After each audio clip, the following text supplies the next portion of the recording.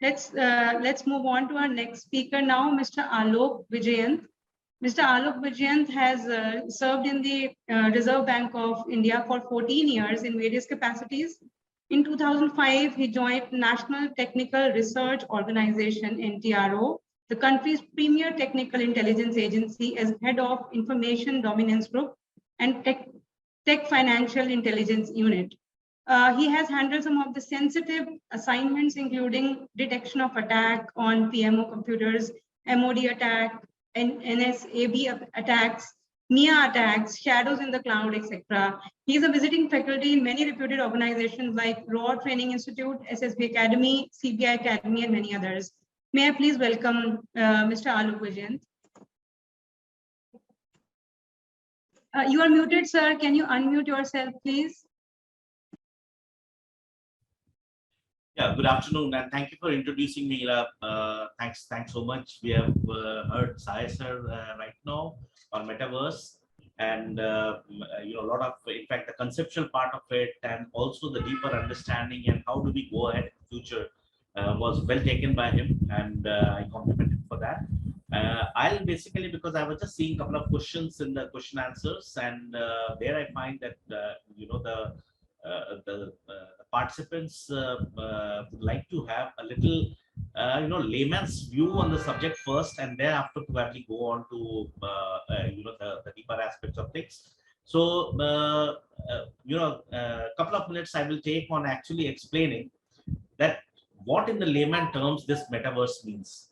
Talking about VR, AR, XR, and blockchain, and the allied technology that comes with it. May give a glimpse to people who are already initiated into this metaverse, ecosystem. So let me give you from the user's perspective, what does this metaverse mean? So I'll take you, in fact, I will just share the screen and then I'll keep going and speaking.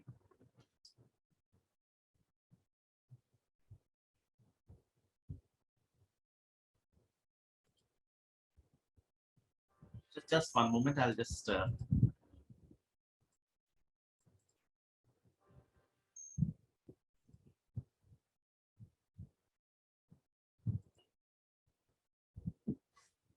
just one moment.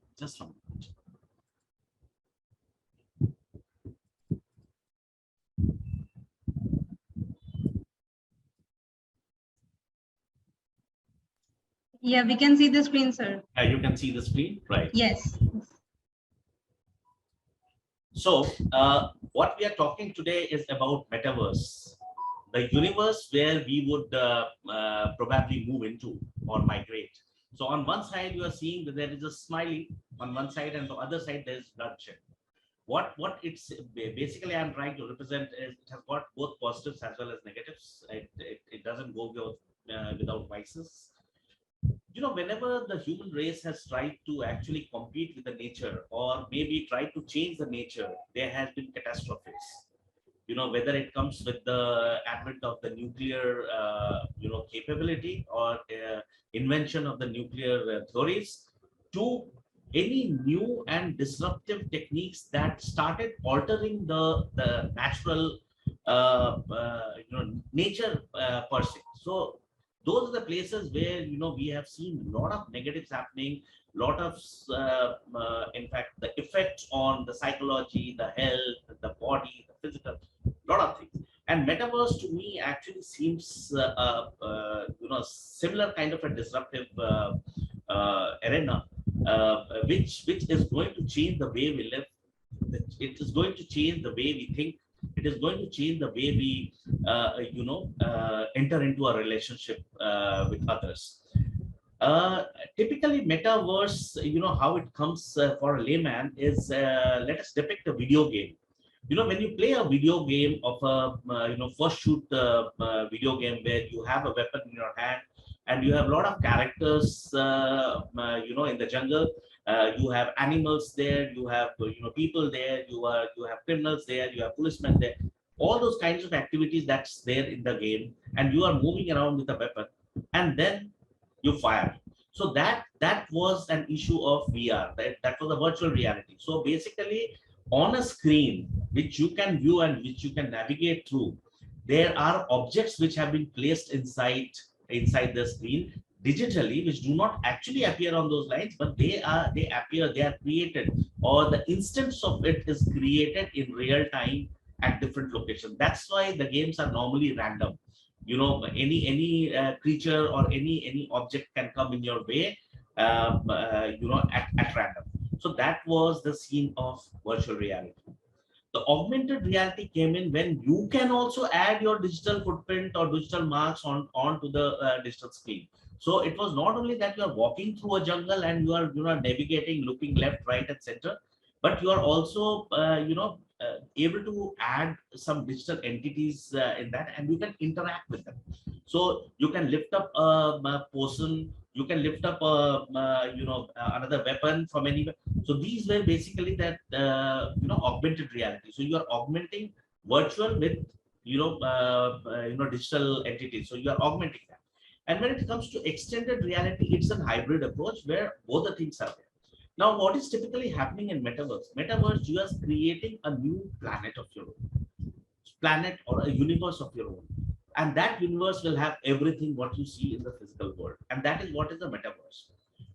So how will it work? Like Sai sir has spoken that, the base pillars of this Metaverse is going to be, crypto. Crypto is one for basically the blockchain is for exchange, or it's like a digital currency exchange system which is going to ride on one technique, and currently that technique is the blockchain. Why I'm using the word currently? Because tomorrow you may all of a sudden come to know that there is another yet stronger technology which has come in, and most of the digital currencies are moving on to that. So though blockchain is a secured transactional method as of now, but it's not a guarantee that will stay forever. That's one. Second, very important part in this entire metaverse is creation of digital assets. So creation of digital assets is all about creation of a 2D picture into 3D, or basically a manifestation of an object in the 3D model, and then placing it and making it interact through injection of artificial intelligence and machine learning and newer technologies similar to that. Why I am saying that machine learning is important? Because when you create an avatar, that avatar has to mimic you. If it is your avatar, it has to mimic you. It must give the behavior, it must give the body language, your eyes must be similar, your eyes flashing must be similar, your smile should be similar. So basically what is happening is you are making the system learn how you smile, how you behave, how you act, how you react. All these things the system learns. So that system learning comes with the machine learning, and then artificially enabling the avatar to act on your behalf. That is where the artificial intelligence comes. So tons of data, tons of exercises will go on in teaching your artificial intelligence engine, machine learning engines, to learn your behavior. The moment your avatar picks up your behavior, learns your the acts and the reactions, that is the time when artificial intelligence will come into picture, and it will start automatically giving reactions to all your activities. So what is Metaverse? Now, if you see on the left hand side, it's a very well known picture. It's a Krish movie. On the left hand side, you see Krish, and on the right hand side, you see somebody. Can you guess who is he? Amit Dubey. So he asks the question that I want to become Krish. Can I? Today, in this current generation, on the physical world, Amit Dubey is a cybersecurity expert, and he wishes, I wish I could fly. I wish I could be like Krish. He admires Krish like anything. Okay, I want to become Krish. So, can he do that? Yes. How can he do that? That's the question which he asks. How? How am I going to actually become Krish in a virtual life? And that is where the metaverse comes into picture. It's a virtual universe which is persistent, which is online. It's a 3D universe, so basically you can navigate through it. It's a universe of its own. The only thing is physically you can't traverse this universe. You need an entity known as avatar to enter into this virtual world and the virtual universe, to act and react on your behalf as you. And that is what is this entire metaverse all about.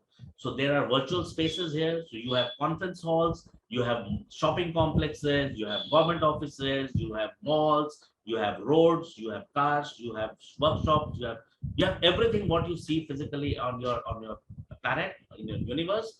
That entire thing would be ultimately created in metaverse. Today, plots are being sold. So it's the start of a, I would say, the civilization. When the civilization start, the first thing of prime importance is the plot. So today, the plots are being sold in the virtual market.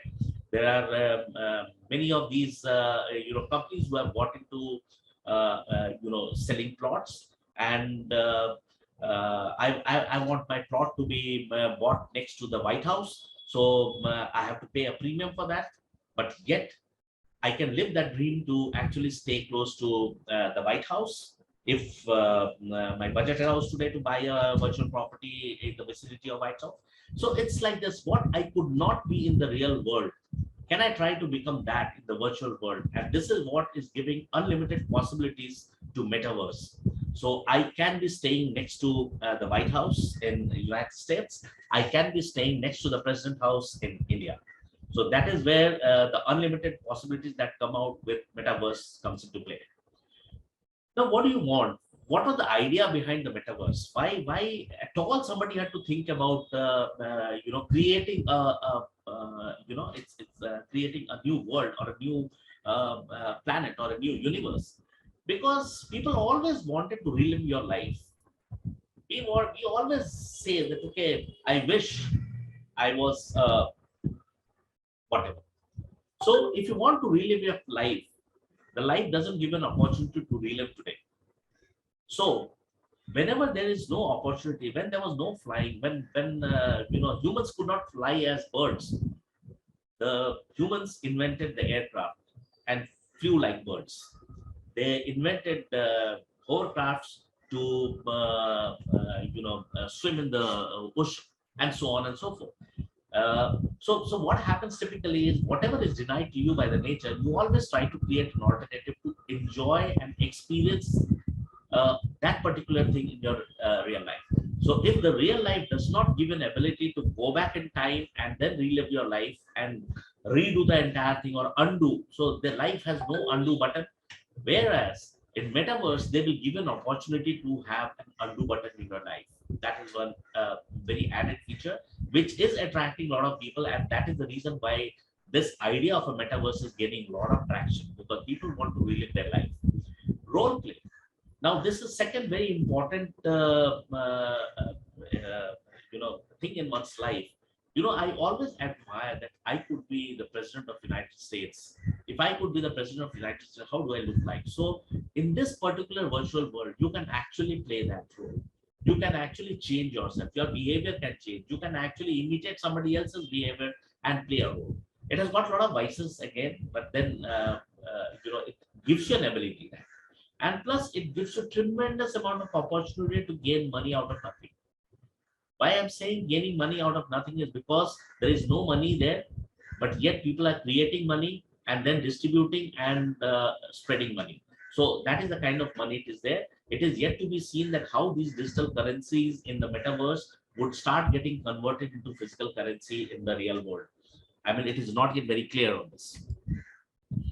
So what are the power source of metaverse? Now, spoken by my earlier speaker, he has already spoken all these things, but I have just listed it as 6 block diagrams.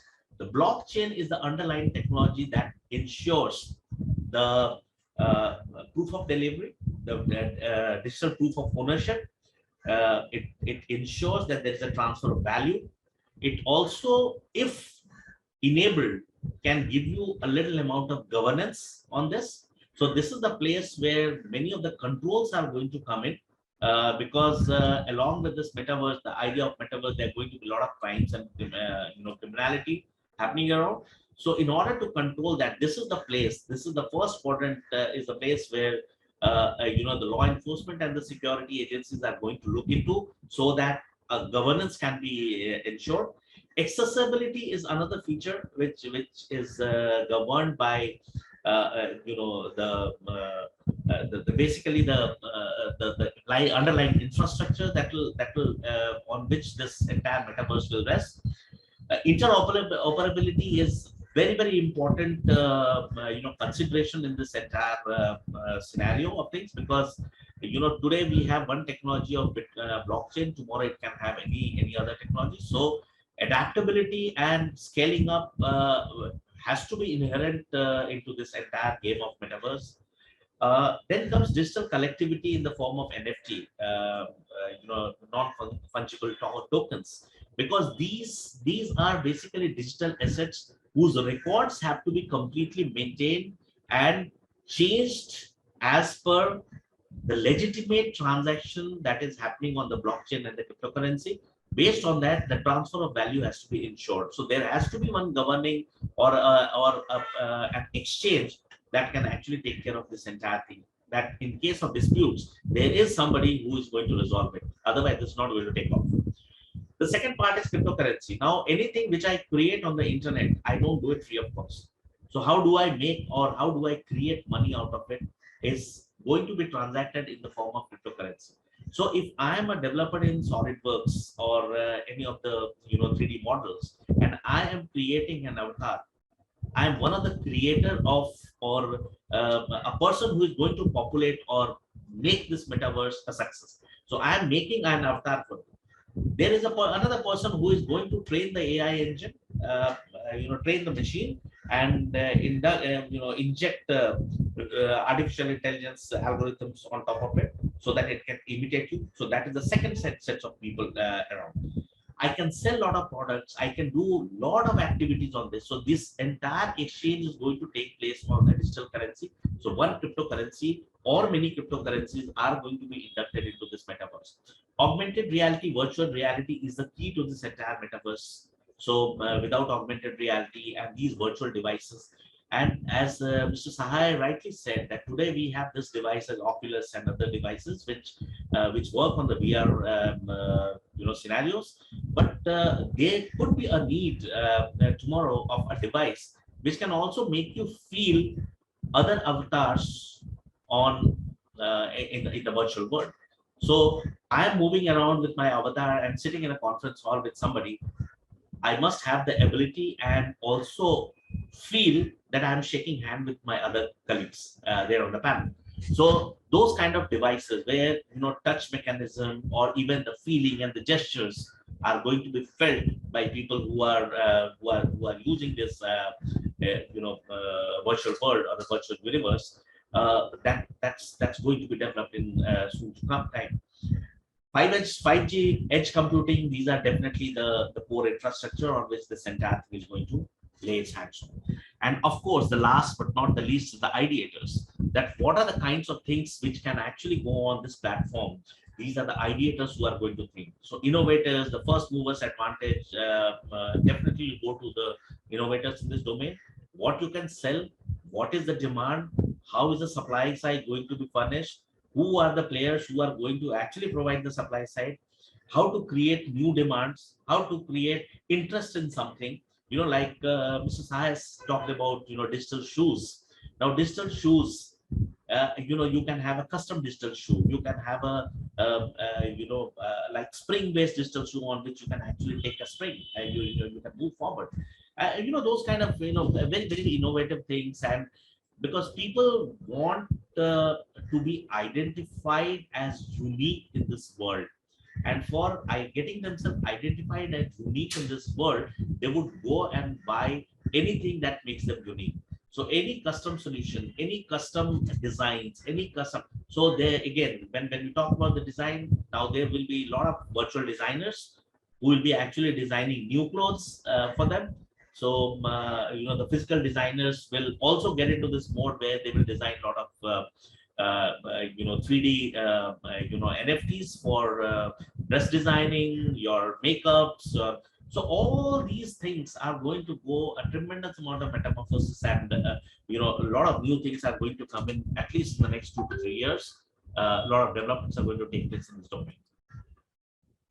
What are the components of metaverse? We have talked about digital currency, digital infrastructure, digital assets. Digital assets are basically NFTs and other things. Marketplace, NFTs, workplace, and online shopping. These and of course the digital humans. They are going to be the core components of this metaverse. And last, I have just added that the concerts and events, because ultimately, when you're going to commercialize this entire activity, there has to be attractions. You need to go out. You need to, you need to be visiting a place to actually enjoy music. You need to go and enjoy dance and so on and so forth. So there will be a lot of concerts and events and music and movies and all kinds of digital displays.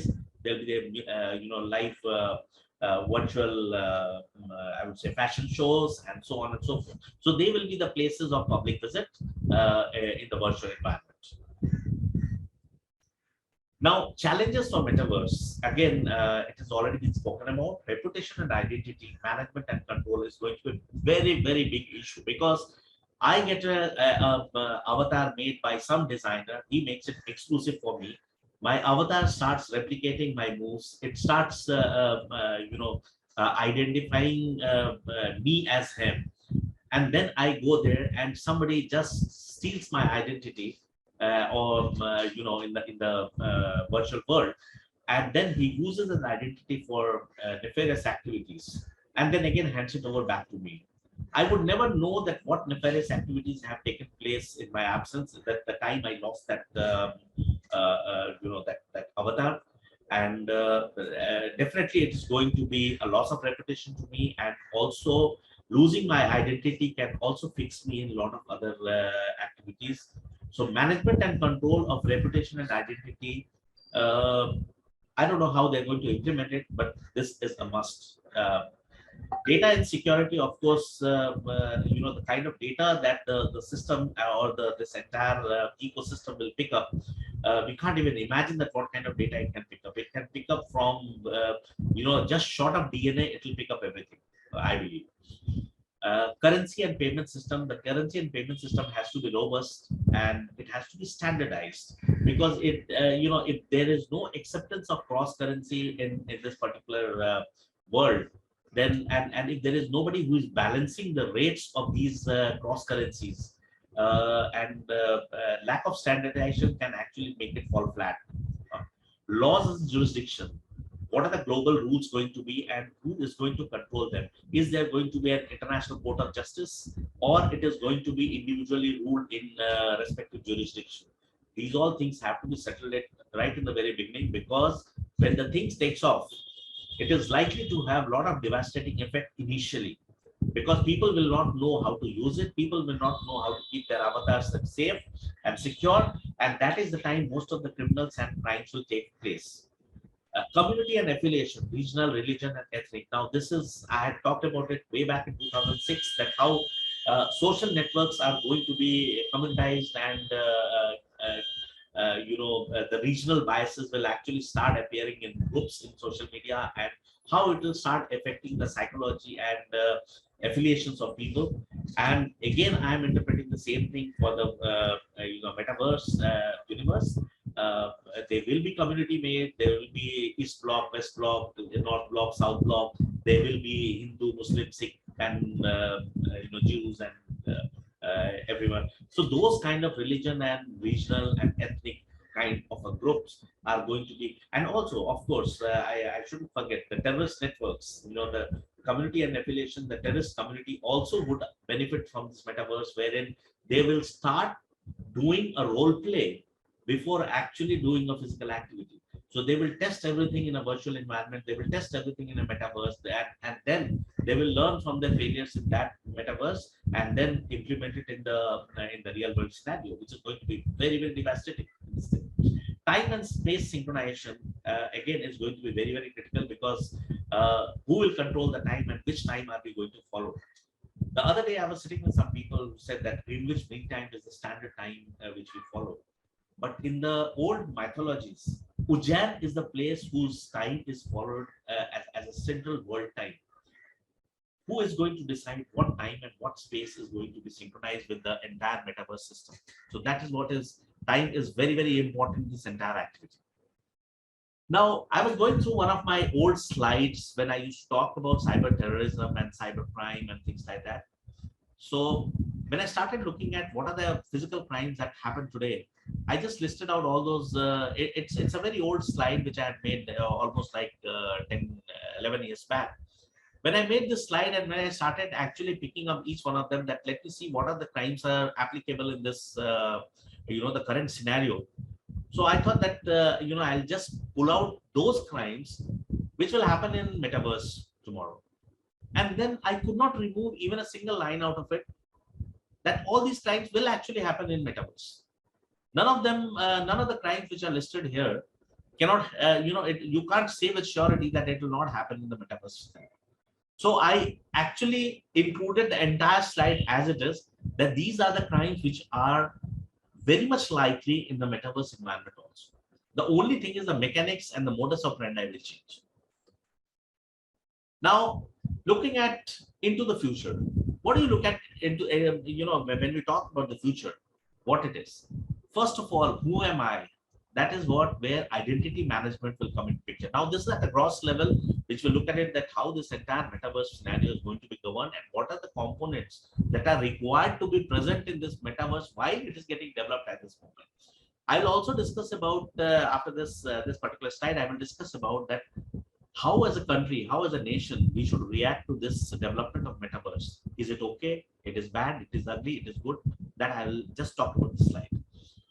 Second part is the control. Who is going to control this entire metaverse? Is it going to be the two giants that Mr. Sahay talked about, or it is going to be a global decentralized phenomenon? If you look at the documents which are available all across, they all talk about that it is going to be a decentralized, non-controlled environment. Now, I look at it in a very different way. Coming from an intelligence security background, I can see that if you decentralize something, the onus lies on everyone, and nobody individually is accountable for anything that goes wrong. So it is the best way today. If you do not want to be answerable to something, just make it decentralized. Nobody's answerable. When everyone is answerable, that means there is nobody answerable, and that is where I talk about control. That there has to be a central control. Otherwise, it will become a completely unregulated environment like today what we have in the digital environment. It is absolutely unregulated unless you are able to bring in, put in hell amount of pressure on the people who control the data. NFT protection again is going to be very, very crucial and critical aspect, where if I create an NFT and I put it on the market, my ownership has to be insured in eternity. And who will ensure that? And in case of a breach, who is going to pitch in and ensure that I get my entity or get my NFT back? So that is where, again, we talk about the control. Then is the governance, that who is going to resolve disputes. If there are disputes, okay, I have an NFT, somebody has taken it away. Who is going to resolve the dispute? Is the local police responsible for that? Are the rules good enough to do it? Are the technologies enabled to actually find out that who is the person who is the perpetrator of crime and who has got into my NFT and stolen my NFT or sold it to somebody and gained mileage out of it, and so on and so forth. So there would be a requirement of a metaverse forensics. That how do we do the forensics? Now today, currently, there are no device which can do forensic in void. And since Metaverse is completely in void, it's the virtual world, it's a 3D virtual world with interconnected virtual spaces, with commodities exchanges, working through multi-sensory, equipments. In that case, how the forensic is going to be effective, that's definitely going to be a challenge for most of the technology companies today. What are the effects of it? Now, effects are devastating.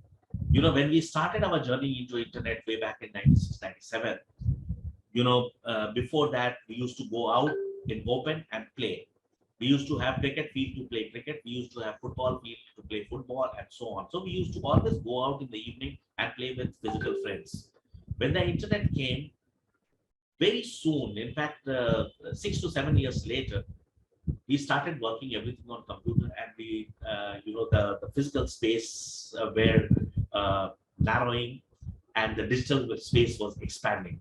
So that was the scenario which we saw sometime in 2003, 2004, when physical space got reduced to smaller size and the virtual spaces enlarged. Today, Metaverse is in the phase what we were for Web 2.0 in 2002, 2003. But very soon you will find that this particular universe has expanded phenomenally and much more rapidly than even your the so-called Web 2.0. This is where we have already started seeing during the COVID times the children playing video games like Fortnite and Roblox. The amount of aggression that they have developed, the amount of addiction to the computers and video games they have developed, I think every family must be witnessing this kind of thing. The second part is the depression. If you lose in the game, you start getting depressed because you are playing along with your friends. Your friends start criticizing you, they abuse you, they hit you. In the virtual world, they hit you. That what? I mean, why couldn't you kill the enemy and so on and so forth? You will find them all of a sudden, while playing game, they will start abusing. Game. The abuser that we learned sometime in the graduation or even post graduation.